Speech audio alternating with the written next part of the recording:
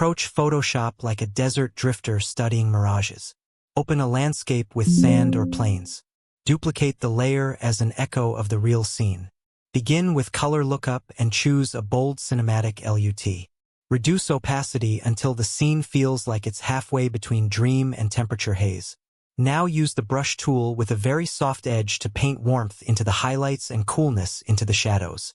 This chromatic imbalance creates the illusion of heat rising. Use the Blur Gallery's tilt-shift feature to isolate depth in an unusual way, mimicking mirage's bending light. Then add a gradient of faint orange across the sky for a shimmering finish.